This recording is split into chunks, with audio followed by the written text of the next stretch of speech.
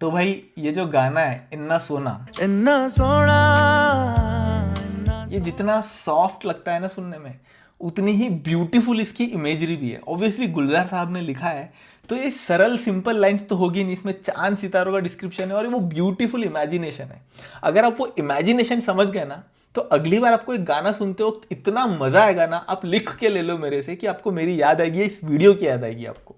तो let's start. इन्ना सोना क्यों रब ने बनाया। पहली लाइन ही समझ में आता है कि एक आशिक है जो एक लड़की से बहुत प्यार करता है और वो उसको इतनी सुंदर लगती है, इतनी ब्यूटीफुल लगती है कि उसकी तारीफ कर रहा है कि तुझे इतना प्यारा भगवान ने क्यों बनाया, क्या हाल हो रहे हैं हमारे।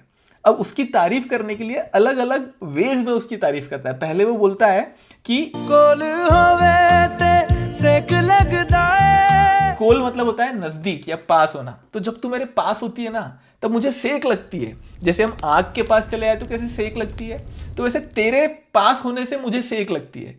अब अगर ऐसा है तो फिर जब मैं तुझसे दूर चले जाऊं तब मुझे ठंडा लगना चाहिए, बट वैसा भी नहीं होता। दूर जावे ते दिल जलदा है। तेरे पास होने से मुझे सेक लगता है और तुझसे दूर जाऊं तो मेरा दिल जलता है। पता नहीं कौन सी स्पेशल टाइप की आग से तुझे बनाया गया है। केड़ी अग ना रब ने बनाया। जैसे हम कहते हैं ना कि मिट्टी के बने हुए पुतले, हमारा शरीर मिट्टी का बना हुआ है, मिट्टी में मिल जाना है। तो मिट्टी के बर्तन को बनाने के बाद क्या करते हैं, उसको आग में पकाते हैं ताकि वो इस्तेमाल में फिर वो हार्ड हो जाए, वो यूज करने के लायक बने। तो हम भी मिट्टी के पुतले हैं, हमको भी धरती में इस्तेमाल करने के लिए भेजा गया है, यूज होने के लिए भेजा गया है, काम करने के लिए भेजा गया है। तो हमको भी किसी ना किसी आग में पकाया होगा ना भगवान ने, ऊपर वाले ने, उसके बाद हमें धरती पे भेजा होगा।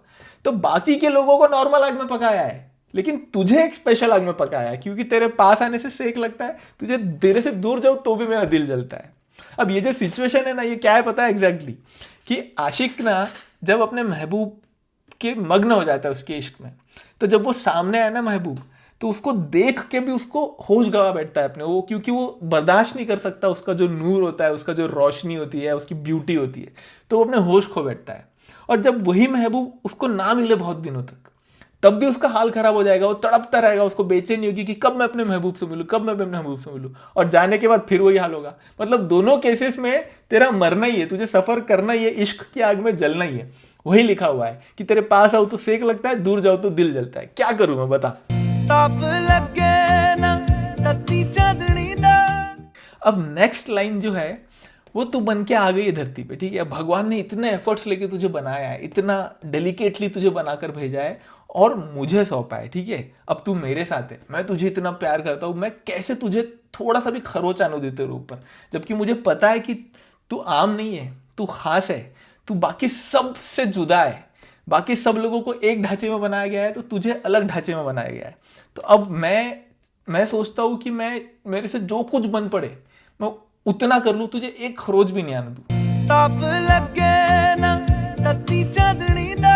अब हम लोग अगर धूप में जाते तो हमें धूप लगती है, तो हम अम्ब्रेला ले लेते, कैप पहन लेते, या हम पानी वानी डाल लेते गर्मी ना हो इसलिए। बट हम जब रात में जाके बैठते कहीं बाहर, तो कहते हैं ना चांदनी ठंडी होती है, हमको उससे गर्म नहीं लगता, चांदनी से हमको ठंडा लगता है।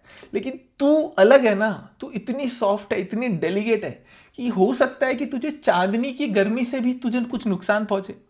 तो ताप मतलब वही, जो ताप मतलब जो गर्मी है ना, तुझे ताप ना लगे, ताप लगे ना, तुझे ना लगे, ये टट्टी नहीं है। इसका वर्ड का मतलब होता है तत्ती, मतलब इसको बोलते हैं हॉट, पंजाबी वर्ड इसका मतलब है हॉट या वार्म।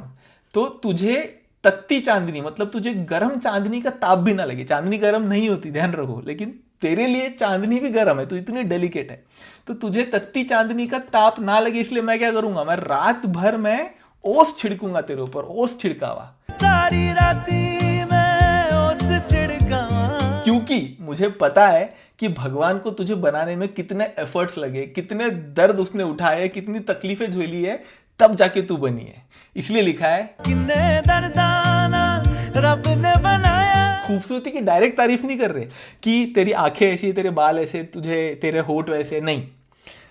प्रोसेस, तुझे बनाने में जो प्रोसेस लगी, एक वो गाना था ना, कुदरत ने बनाया होगा फुर्सत से तुझे, तो वो जो लाइन है, कुदरत ने बनाया होगा फुर्सत से तुझे मेरे यार, उस लाइन के अंदर घुस गई कि कैसे बनाया होगा, फुर्सत से बैठ के कुदरत क्या कर रहा था तुझे बनाते वक्त। तो एक स्पेशल टाइप की आग ली गई है, स्पेशल टाइप का, हमको लेने के लिए अलग मिट्टी है, कॉमन मिट्टी, तुझे शायद अलग मिट्टी लगी होगी। वो प्रोसेस की डिटेलिंग में जाके लाइन लिखी हुई है।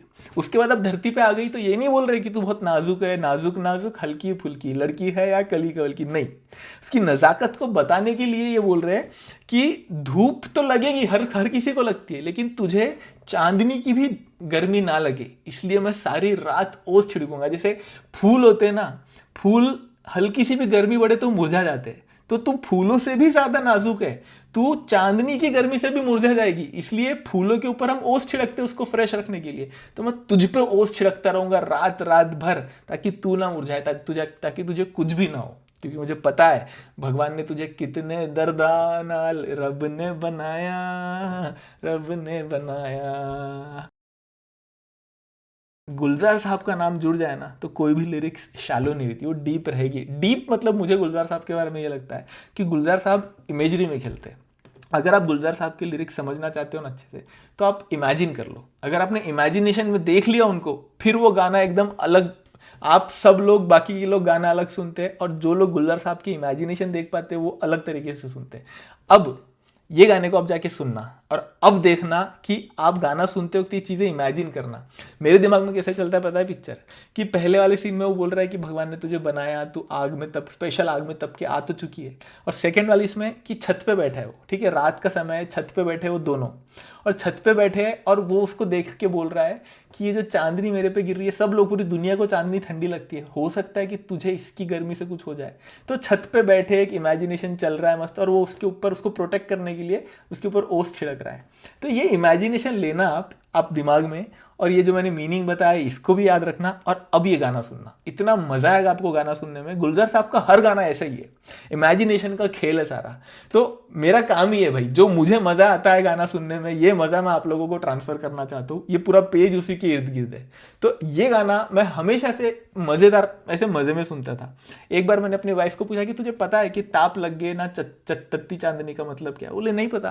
बोले तू गा तो रही है? बोले हाँ मेरा फेवरेट गाना है इसलिए मैं गाती हूँ। मीनिंग तो तुझे पता नहीं। तो फिर मुझे लगा कि यार ऐसे तो बहुत सारे लोग होंगे जिनको जो गा तो रहा है, जिनका फेवरेट गाना है, बट जिनको ये मज़ा नहीं मिल रहा। इसलिए मैंने ये वीडियो बनाया। आई होप आपको ये अच्छा लगा होगा।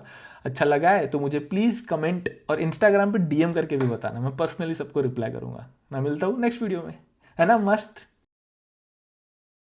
मैंने बहुत सारे वीडियोस देखे जिसमें तत्ती को लोगों ने तप्पी लिखा है, कुछ कुछ लिखा है, और ये टट्टी भी नहीं है। हमको टट्टी का मतलब पता है, तत्ती है ये, तत्ती। इसको हिंदी में लिखेंगे तो तत्ती लिखा जाता है, तो इसका मतलब होता है हॉट और वार्म।